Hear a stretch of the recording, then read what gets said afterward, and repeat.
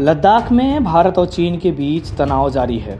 ऐसे में प्रधानमंत्री नरेंद्र मोदी ने मंगलवार को राष्ट्रीय सुरक्षा सलाहकार Ajit Doval, chief of defence staff general Bipin Rawat और तीनों सेनाओं के प्रमुखों से मुलाकात की। इससे पहले ही पीएम मोदी ने विदेश सचिव से मुलाकात कर चुके हैं। खबरों के मुताबिक केंद्रीय रक्षा मंत्री राजनाथ सिंह ने तीनों सेना प्रमुखों से मुलाकात कर हालात का जायजा लिया।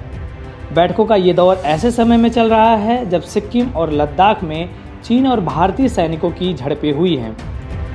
बताते चले कि लद्दाख क्षेत्र के इलाके में चीन लगातार सैनिकों की संख्या बढ़ा रहा है।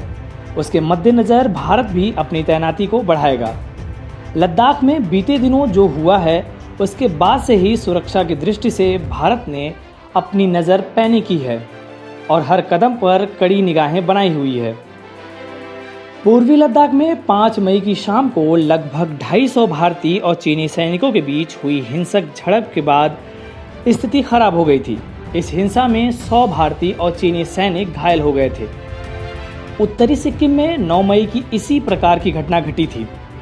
पिछले सप्ताह में लद्दाख के पूर्वी क्षेत्र में चीनी सैनिकों ने कई बार अतिक्रमण करने का प्रयास किया। हालांकि इस पर प्रक्रिया देने की आधिकारिक पुष्टि नहीं हुई है।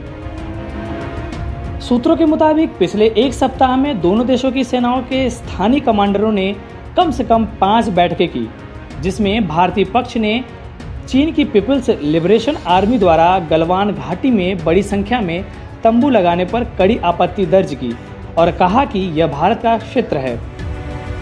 भारत ने कहा था कि चीनी सेना भारतीय सैनिकों की सामान्य गश्त में बाधा उत्पन्न कर रही है और भारत ने सीमा प्रबंधन को लेकर हमेशा दायित्वपूर्ण रवैया अपनाया है।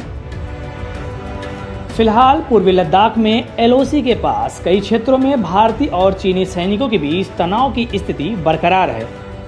2017 के डोकलाम गतिरोध के बाद यह सबसे बड़ी सैन्य तनातनी का रूप ले सकती है।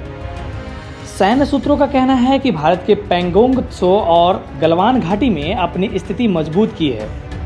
इन दोनों विवादित क्षेत्रों में चीनी सेना ने अपने 2 से 2,500 सैनिकों की तैनाती की है और धीरे धीरे अस्थायी निर्माण को मजबूत कर रही है। इस वीडियो में फिलहाल इतना ही। आप अपने सवाल और सुझाव हमें कमेंट करके बताइए। बाकी देश और दुनिया की ताज़ा तरीन खबरों की अपडेट के लिए हमारे चैनल लोकमत न्यूज़ को सब्सक्राइब कर लीजिए। अगर ये वीडियो आप फेसबुक पर देख रहे हैं तो हमारे पेज को लाइक और फॉलो कर लीजिए।